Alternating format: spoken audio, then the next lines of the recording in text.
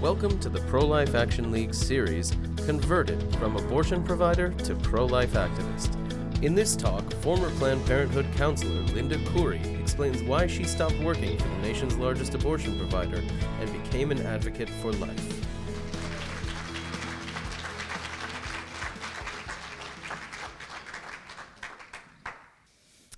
Okay, hello everybody. Hello, I'm Linda Couri. I'm really thrilled to be here with you today. I'm just really here to share with you my thoughts in hopes that it brings about good discussion about the difficult issue of abortion. It's a little bit easier to speak to this crowd because I know you're all on my side, so it's a little bit, I have to remember this is a little bit less intimidating. I always feel a really important part of my presentations is going to be the question-answer part. That's actually where I end up learning a ton. So please, as I go along, if any questions strike you, you know, I've had to answer a lot of strange questions, so don't think your questions are too strange. Let me give you a little bit of a history on me. I was brought up in a lukewarm religious family. We, cafeteria Catholic, type of thing.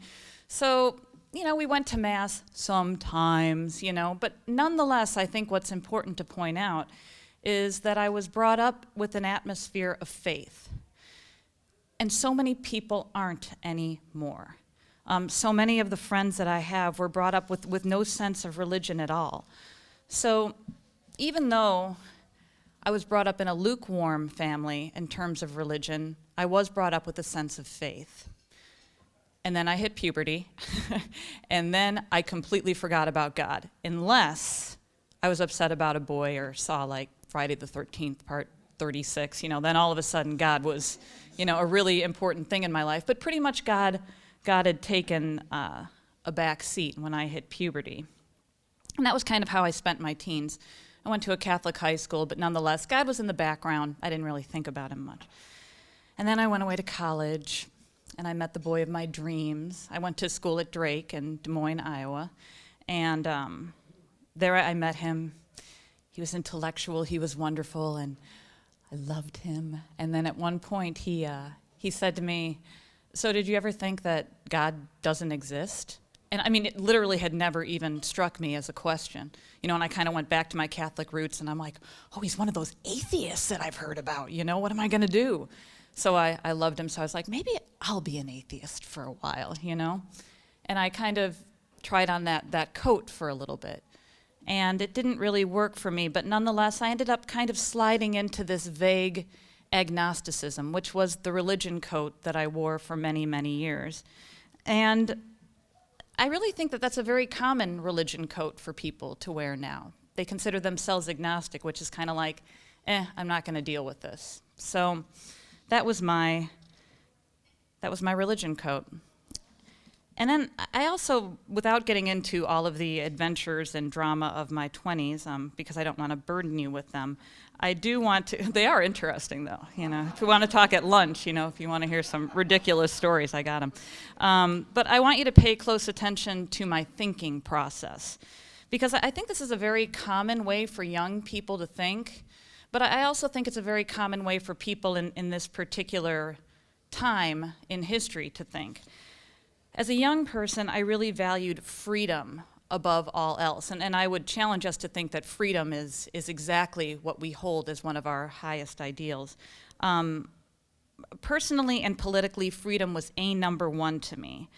I also valued adventure and risk and thinking on the edge, etc. And I also viewed religion, particularly Christianity, particularly Catholicism, as being cruel and stupid, really. I saw people on that side of the fence as being judgmental, boring, shallow, and anti-intellectual to me. So I didn't want to be anything like them at all. I thought they were quite pathetic.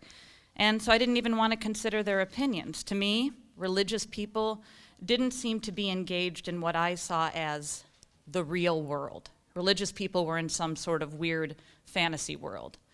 Not just pro-life people, but all religious people were kooks, as far as I was concerned. So that's kind of the template that I'm coming from at that point. And let me also explain something about myself, because I think it's relevant. Although this is an extremely simplistic way to put it, I tend to have a liberal temperament. Now, what I mean by that has nothing to do with politics. What I mean is, in the most general sense, I tend to prefer compassion to standards. And this is a great idea, but it's also a really bad idea. So everyone I surrounded myself with in my 20s was of the same kind of mindset. They were idealistic, motivated, politically minded with big hearts, and they would have a deep desire to change the world for the better. And they were also very much coming from this area of compassion. And this is a good thing, right? But I think here's the question. Where did this essentially good and compassionate thinking steer me wrong? And I think that's ultimately the question we need to look at today. Because though our society, and mind you, a great deal of academia would like us to think so, intention is not all that matters. I was absolutely baffled by the expression in my 20s, the road to hell is paved with good intentions. That made no sense to me. I was like, what do you mean? How can the road to hell be paved with good intentions? If I mean something to be good, it must be good. You know, this very relativistic thinking, no ultimate truth whatsoever. That is the climate in which we're coming from. So how is it in the final analysis that good intentions can't be right? And it's taken me a long time to navigate this kind of tricky moral road. But let me just say that compassion led me to Planned Parenthood. And, you know, for those of you, where's Abby in here? Oh, well, anyway, for those of you who will be meeting Abby Johnson, once I listened to her testimony and read her book, I really realized that, you know, she's going to be saying a lot of what I'm saying, which is that compassion is indeed what led me to Planned Parenthood. So, I mean, really, my first introduction to Planned Parenthood, which I think is pretty relevant, was as an 18-year-old girl, when I went for my first gynecological exam. And you know, you're in a pretty vulnerable position at your first gynecological exam. And those women were really nice. And those are the women that I learned to trust right away. You know, so as I look at that kind of indoctrination, I really realized it happened at that moment. These were the women that were taking care of my body in a very private moment, in a very invasive way, and they were really good to me. So right there, I began to kind of trust this whole ethos of what was going on. And then after that, I began to volunteer there. I just would volunteer for a while and did the empathy bellies and some sex ed stuff. And then I moved on and I got my master's degree in social work. And I was working at a secular clinic in rural Illinois. And I'd always had a really high view of Planned Parenthood. So this is after I got my master's degree and I was a therapist. And I really saw Planned Parenthood as kind of taking the bull by the horns. You know, they were preventing abortions. They were at least talking to people about sexually related issues and contraception and teaching parents how not to be embarrassed to talk about sex. And I thought that this was really beginning to address the sexual problems in our culture. So that was kind of my attitude toward Planned Parenthood. But before I begin to tell you about working at Planned Parenthood, it would be remiss for me to lead you to believe it was all coming from a place of compassion or intellectual conviction. I believe it was also coming from a deep-seated need to reinforce my own denial. Because indeed, I had an abortion when I was 24 years old. Now, my circumstances were quite typical for a 24-year-old living in the lifestyle I was living in. I was having sex with my new boyfriend, and I found myself pregnant. And it was really scary. It was really, really awful to know I was pregnant. But I knew at that moment that I was going to have that baby because I figured it was my responsibility. I chose to engage in these activities, and therefore it was my responsibility to have the baby. So I went to the public health clinic and I set myself up in terms of, you know, getting financial aid, and 'cause I didn't have any money at the time. I was in grad school, etc. And really, my circumstances kind of supported me having a child, in that my family would have been kind of bummed out about it, but they wouldn't have kicked me out of the house. They would have been like, "Oh, Linda, okay," I mean, they weren't religious enough to have been, to been really aghast by it. And my boyfriend said, "It's your choice," which I really do believe that he saw as being the most compassionate answer he could give. But it's also like, it's your choice. It's kind of like, it's all on you, So he supported me either way, although I'm sure he would prefer that I wouldn't have the child. But nonetheless, he said, he said, it's your choice. So I had myself all set up, and it was really, I cannot even begin to tell you what the stress of an unwanted pregnancy is like. So here I am, I'm going to school, I've got the future laid out, I've got it figured out how I'm going to take care of it. But my stress level was like up above my head all the time. I mean, it was just like, I was shaking like this all the time. And I'm like, I'm going to do it, I'm going to have this baby, I'm going to do it, I'm going to do it, I'm going to do it. And I was waiting tables at the time to support myself. And this moment, because I remember exactly where I was standing, and it suddenly struck me, and it was like this: I can have an abortion. And I have to tell you, to be totally honest, all my stress went away. It was like taking a miracle drug. All of a sudden, I felt fine. It was such a psychological relief that it verged on feeling right. How could anything that feels so good not be right? But then this little thing happened right in here, or maybe in here, that was like, what about the baby? What about the baby? But there's this amazing thing we can do. And it sounds like this to me. I just turned that off. And I no longer asked, what about the baby? Because it felt so good to be rid of that stress. So at that moment, it struck me, I can have an abortion. The subjective convenience was so strong that it made me overlook everything else. And I left my shift that night and I ran to my best friend's house. And I said, Melanie, I can have an abortion. And she said, of course you can, and I love you. And she hugged me, and all was well. And so a week later, I had an abortion, and I was fine. And mind you, I remained fine for a very long time. And volunteering and working at Planned Parenthood, I believe, proved just how fine I was. So please keep this in mind. The pro-choice movement is fueled by millions of women who have had abortions. Literally, millions of women and men who have had abortions. Because it really helps to keep the abortion at bay. Because dealing with it is psychological hell. And denial can be a nice, albeit a dishonest option.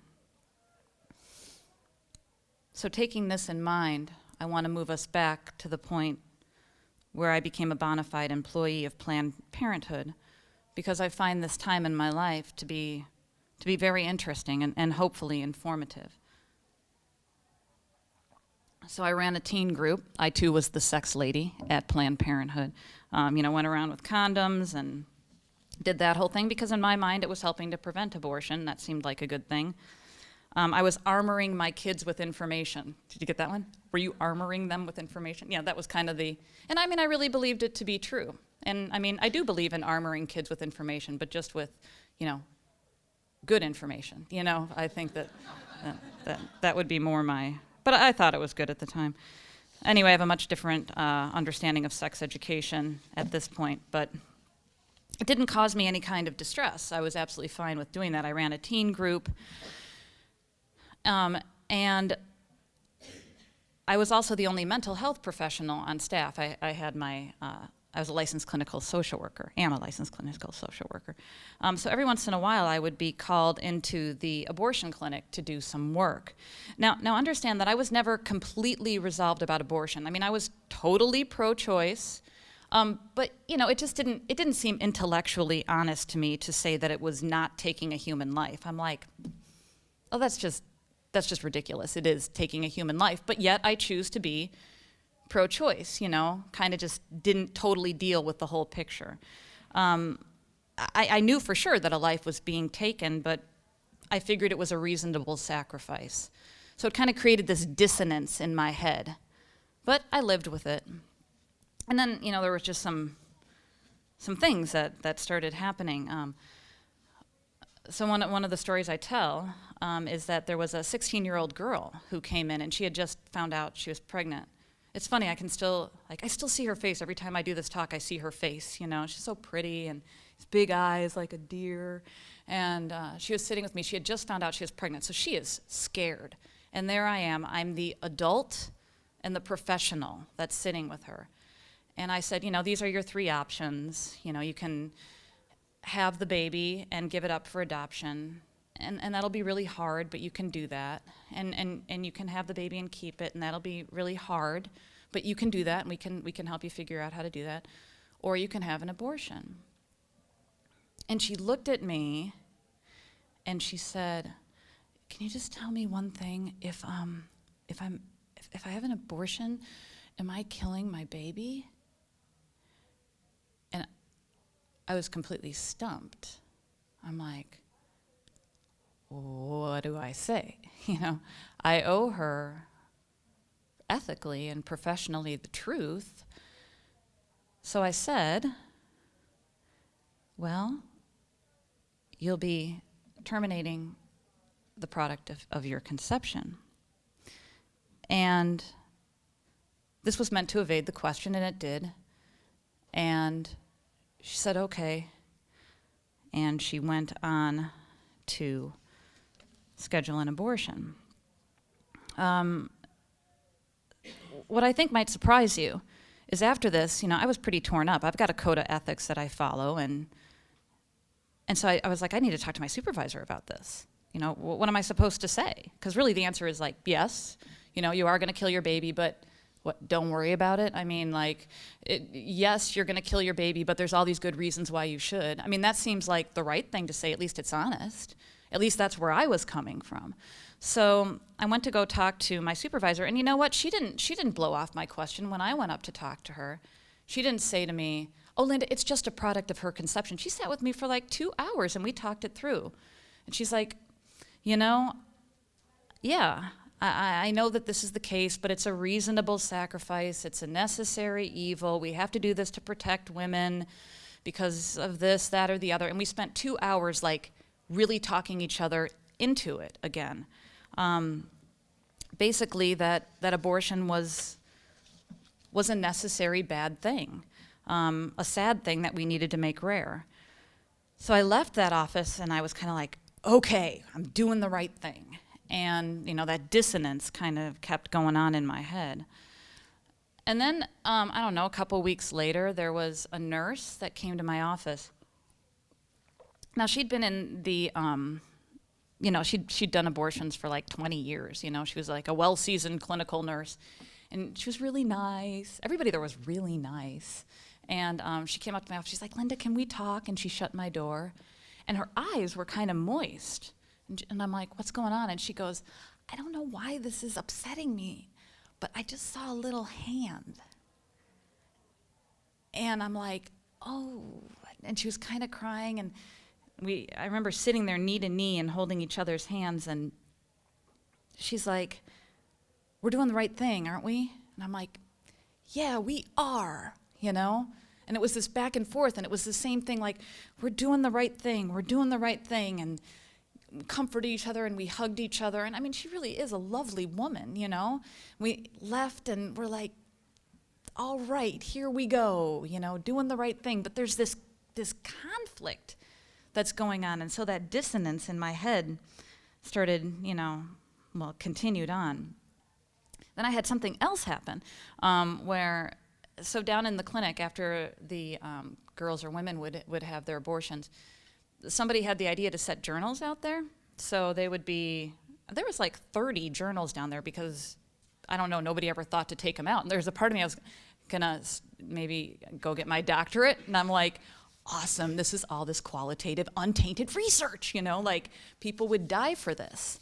So I have access to exactly how women feel right after they have an abortion. And I'm like, I see doctoral success ahead of me, So I went down there with a Diet Coke and decided I was going to read through them. And I opened up the journal, and some of the entries were like, oh, thank goodness I'm here, and everybody here has been very kind, I'm very relieved. But then there were a whole bunch of entries that said, oh my God, what have I done? I'm so scared. Oh my God, what have I done? I've killed my baby. Like really upset writing, real scratchy and kind of crazy looking, and I could not believe it. I mean, honestly, this was an absolute shock to me. I had no idea that anybody would respond to an abortion this way. But there were many, many, many entries like that, and all of a sudden I had to deal with this. And it was just one of those moments where reality kind of turned itself. And so once again, I went up to go talk to the director of that particular Planned Parenthood, and I said, we have kind of a problem here, which is all of these women that have had abortions, and they obviously need some help afterwards. So this may surprise you. She was like, okay, why don't you set yourself up and create a post-abortive group, hire an intern, do this. They gave me all the support to set up a post-abortive group, which ultimately didn't end up working out because it's a very hard group of people to kind of try to target. But nonetheless, it was devastating to me because I had to deal with the fact that all these women were leaving feeling this way, and why exactly was this? So I was in this state of dissonance. And mind you, during this time, I don't have any religion in my life, really. But you know how you hear that God has a sense of humor, right? So, people don't realize he has a dark sense of humor. Ironically, God has a black sense of humor, which is, having you convert to being Catholic whilst working at Planned Parenthood. I can't even tell you how funny that is. It's really quite stressful. So, and really quite shocking. But it is kind of funny. And my conversion story is a lot of fun because it's ridiculous. I mean, it's a ridiculous, funny tale. But nonetheless, I found myself in the back of a church again, and I felt myself being drawn toward God, and I had, nobody I knew even believed in God. I was living with my boyfriend at the time, and I would wake up at 6:30 in the morning to go to daily mass, and he's like, where are you going? I'm like, nowhere. I didn't want him to know, It's like the big secret, like I was having an affair or something, But in a weird way, I was, I mean, I think it was Jesus courting me. It was the biggest secret I could keep because, like I said, it's ridiculous. So I was keeping this little church thing secret from everybody. But I continued to work at Planned Parenthood. As a matter of fact, I had been in this particular secular Planned Parenthood culture for so long that I would go to daily mass, and it was 10 people in a really small mass sitting in a circle, and I'd show up and I'd be wearing my Planned Parenthood badge because I didn't even think about it. I'm just like, hey, but what was neat is everybody just gave me space for a little while. It didn't even strike me that there was anything wrong with what I was doing. So anyway, I'm starting to turn Catholic, and the people are praying the rosary outside the clinic, and I I was completely confused. I had no idea how to feel about it. There was part of me that was like, that's really cool. They're doing that, you know? So I'd walk up to them and I'd be like, hi, you know, oh, keep praying for me, and, you know, keep praying. And then I'd like walk into Planned Parenthood and they'd be like, you know, on their beads and praying, and because I really didn't know what was right. I'm like, keep praying for what is right. At the time I thought, well, they'll be praying that abortion stays legal because that's what I thought was right.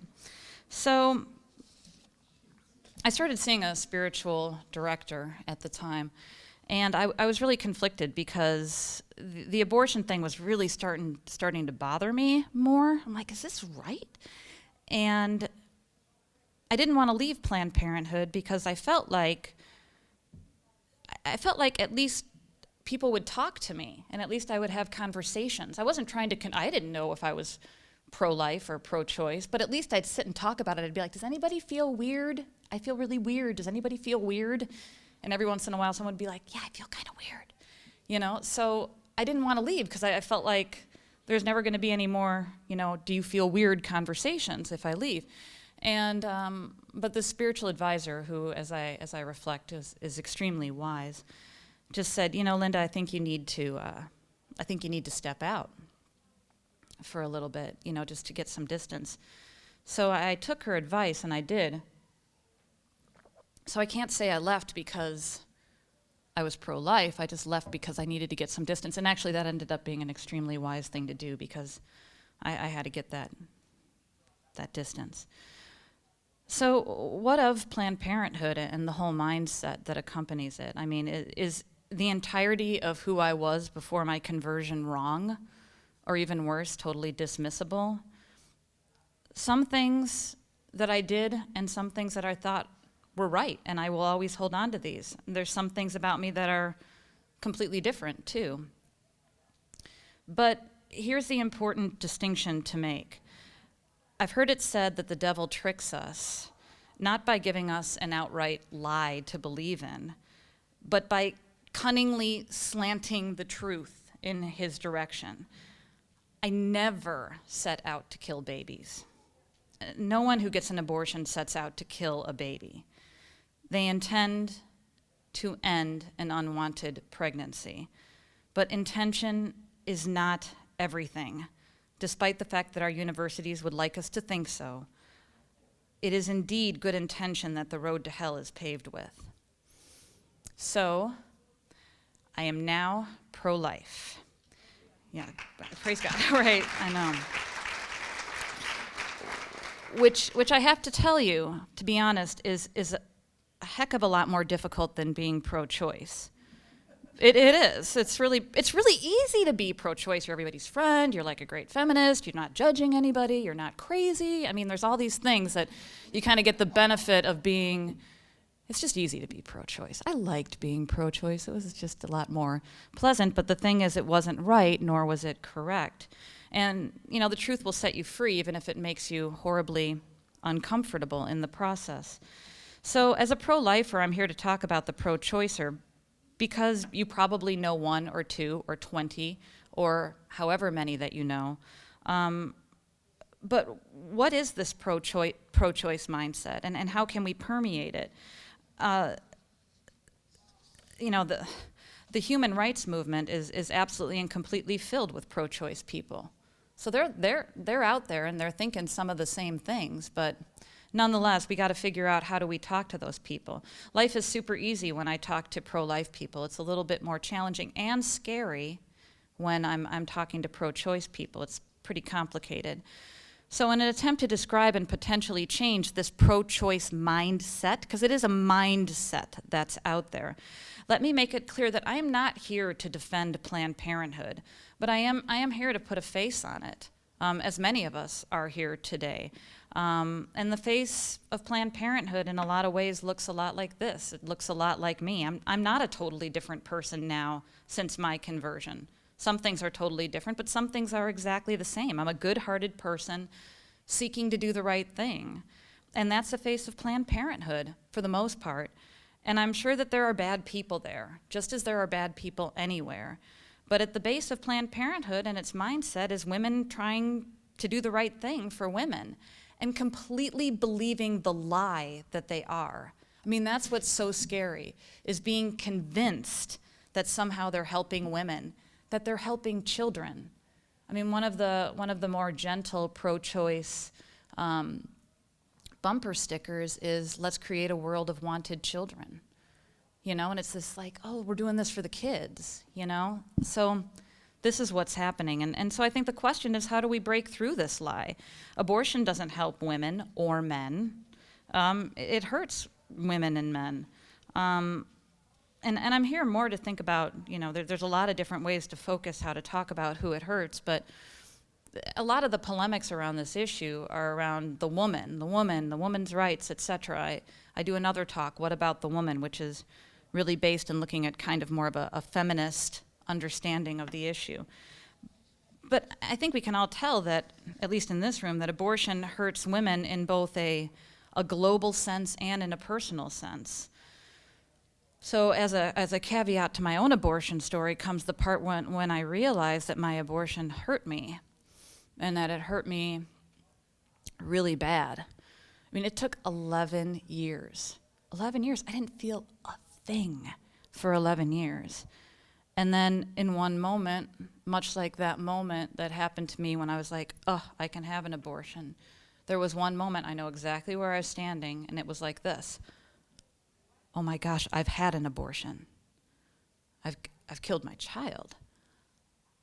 I mean, it was, I don't even know how to, I'm surprised I'm standing here today, that like I could survive a moment of that kind of psychological despair. And as a matter of fact, I started having a panic attack, which is really annoying. And really annoying when you're a therapist, because I'm like, I'm having a panic attack. That's interesting, I'm having a panic attack. What do you do with a panic when I'm having a panic attack, you know? Like, I can't intellectualize myself out of the panic attack, you know?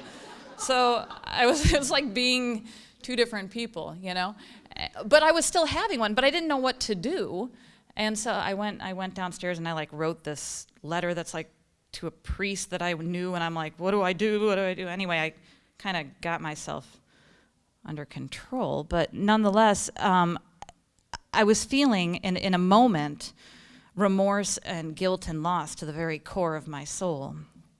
And maybe you know the same thing, and if you do, you're in my prayers. And my recovery from abortion could take a long time to describe, but let me just say that I was led to Project Rachel, which is a good and solid recovery program.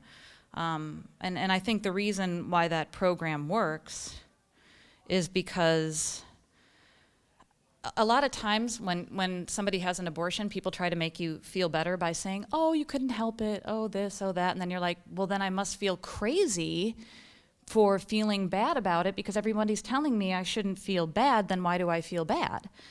And it's kind of nice because in a very gentle way, they were able to say what you did was wrong. And once you realize what you did was wrong, then you can ask for forgiveness.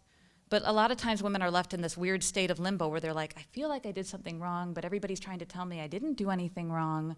So the healing never occurs. So I think that, it's just good therapy. I mean, you can't feel better about something until you admit something's wrong, right? So I think, anyway, I do another talk on post-abortive healing because I think it's really important.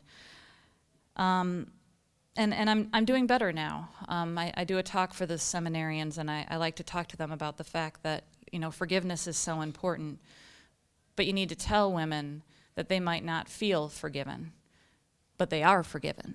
It's an objective fact. I'll always carry this scar. I'm never going to feel okay about what I did. I'm always going to have this regret. You know what? That's fine. I can deal with that, But I know I'm forgiven because it's an objective fact, because that's what Jesus does. Hallelujah, right, I know.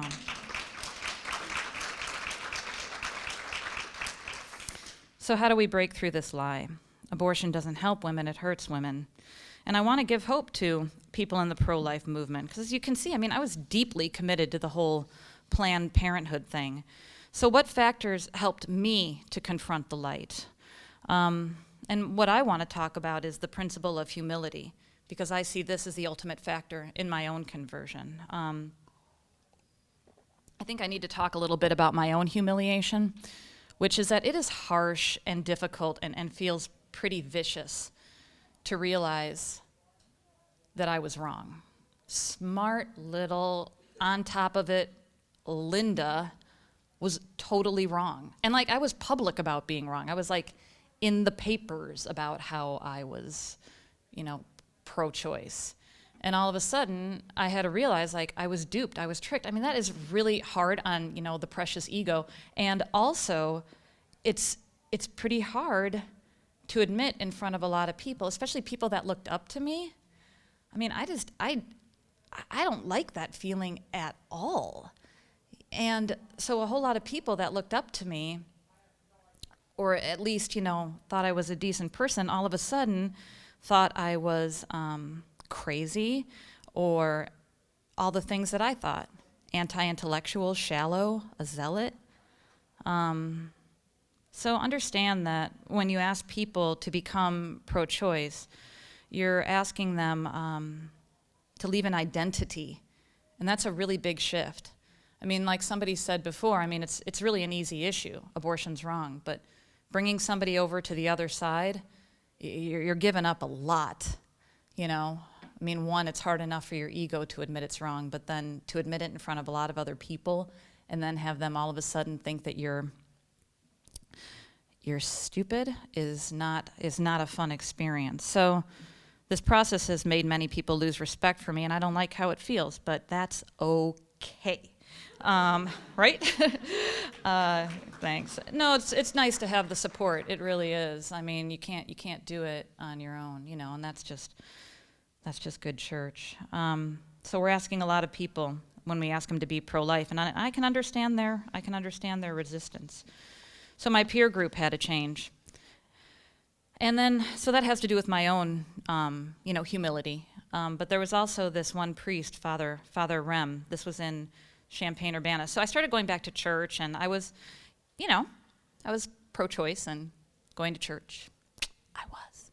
And this priest I'd sit down and I'd talk to him like every 3 weeks just about the Catholic faith, and he was so patient with me because I was like, so what's the deal? Why do you only get to be a priest? You're a guy. So what's the deal with that?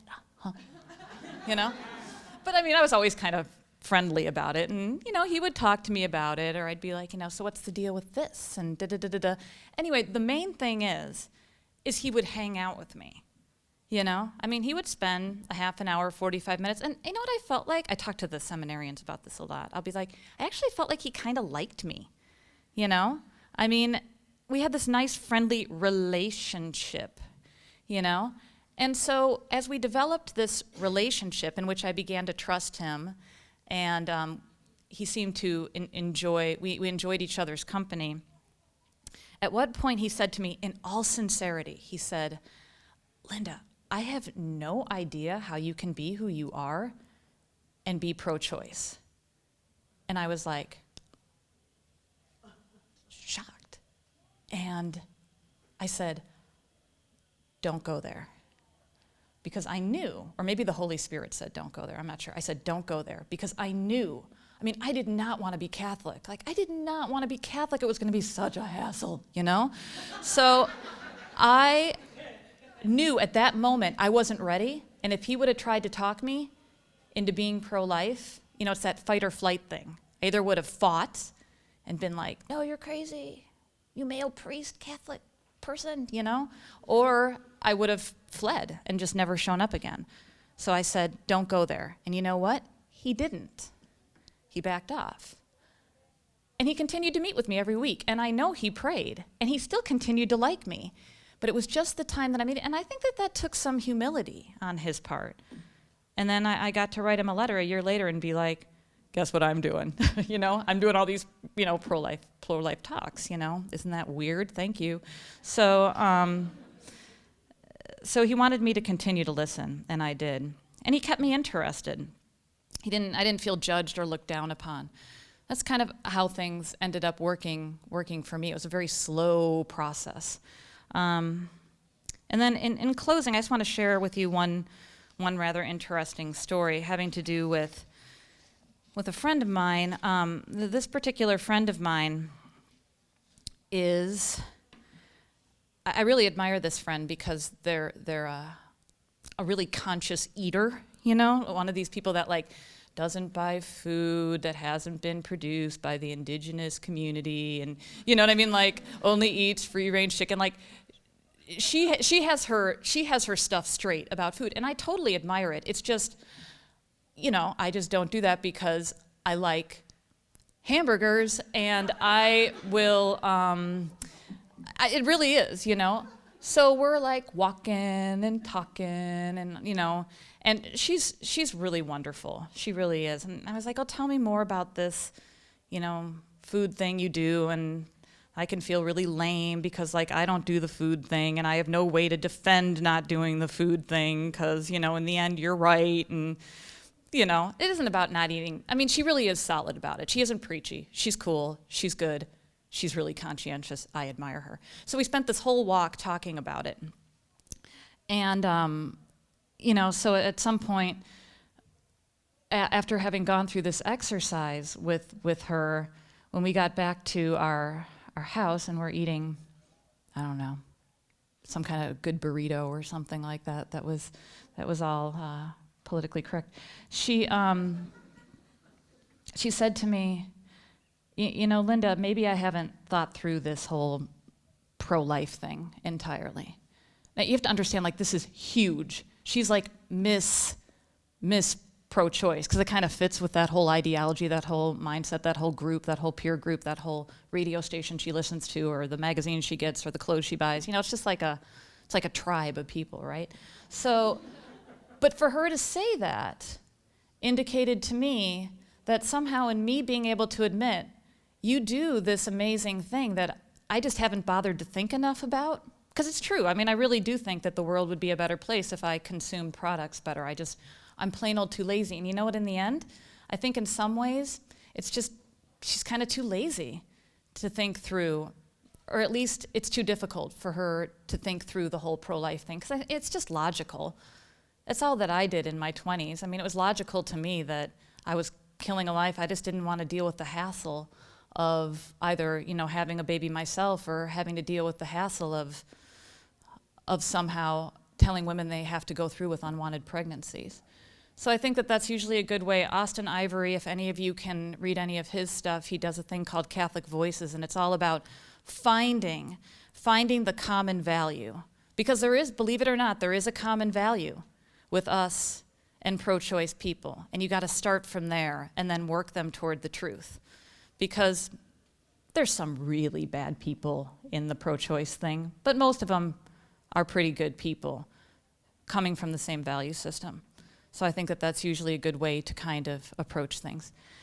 And with that, my last thing to say is that I thank you all for the work that you do and all the diverse ways that we do our work. You know, some of us being much more, you know, aggressive and really showing people this is a black and white issue and you need to look at it. And it is this stark, and we need to have people doing that.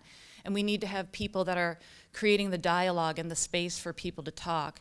But this is what shows a good movement, is to kind of come at it from all places and all levels at the same time, and to work together, you know, to join the movement together so that we can be one force toward, you know, ending this horrible thing called abortion. So with that, I thank you for your work as well and what you do for the movement.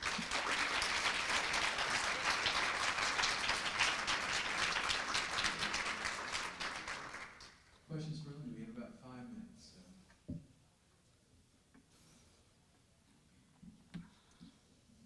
Okay, I'm going to put you on the spot.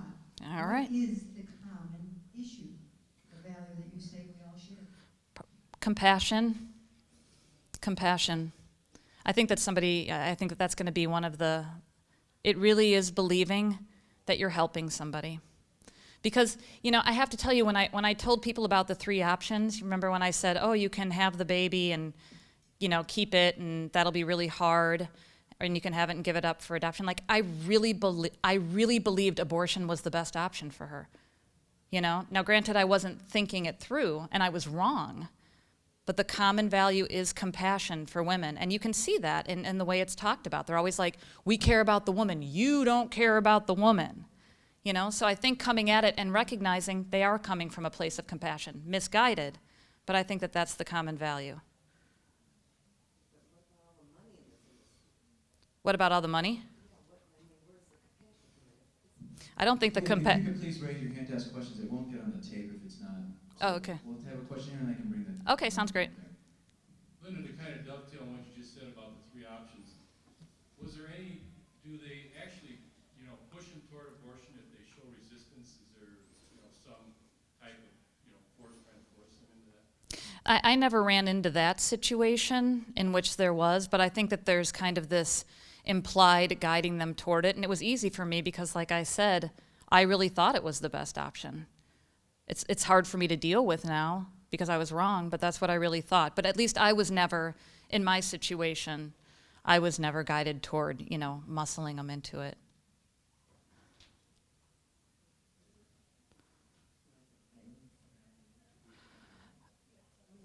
That's the part.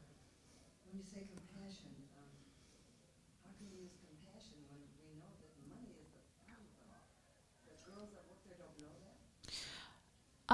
I don't think that they're focused on that. I think it's like any kind of worker bee, I mean, there's people at the top that are probably, pernicious and making money. I have no doubt. But it kind of like the worker bees, you don't know. You're not at the top of the scheme. You're just kind of down there and doing your job and helping women and kind of not looking at the big picture. Certainly a ton of money is being made. I mean, greed is greed.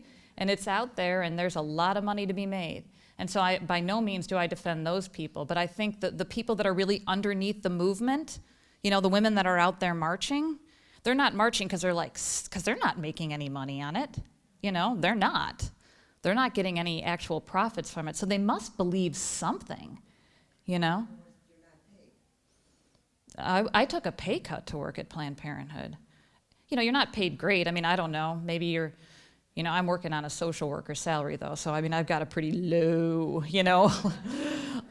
low idea of what it is. But, you're not, the women that are there, I can guarantee that most of them are not working there for the money. They're working there because they think they're helping women.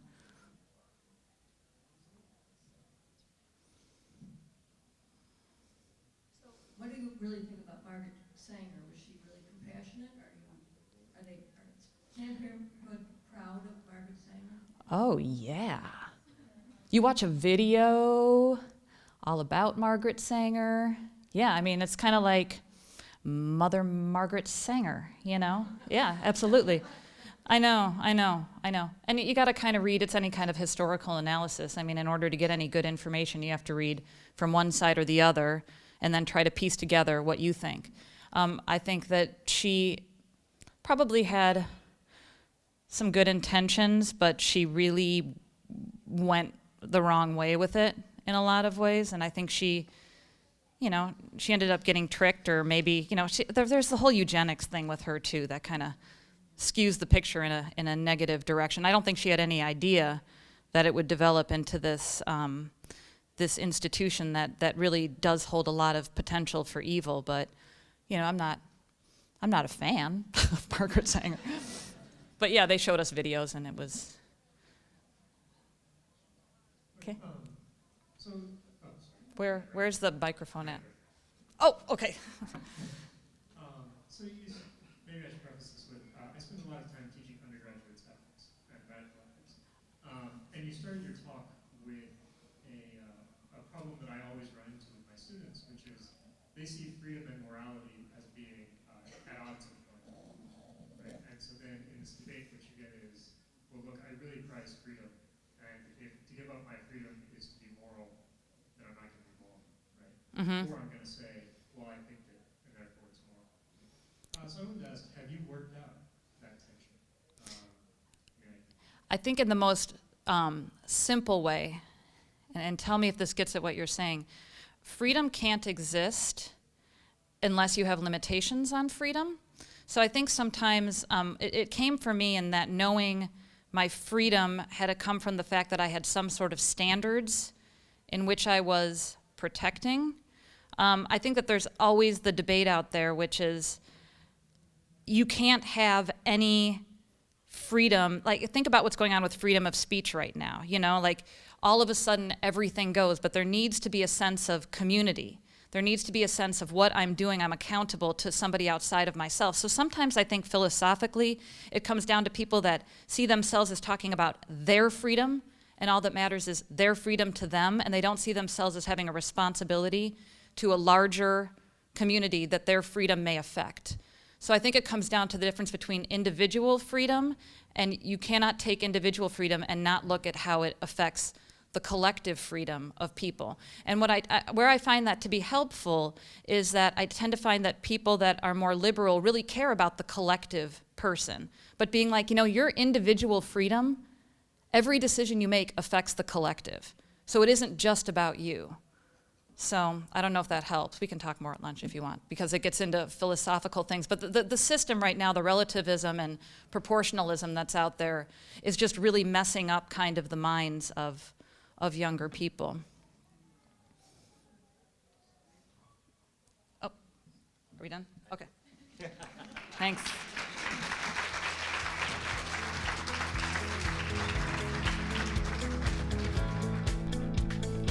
Thank you for listening to this talk from the Pro-Life Action League's conference, Converted from Abortion Provider to Pro-Life Activist, held on September 22nd, 2012 in Chicago, Illinois. For more talks from this conference or more information on the work of the Pro-Life Action League, visit prolifeaction.org.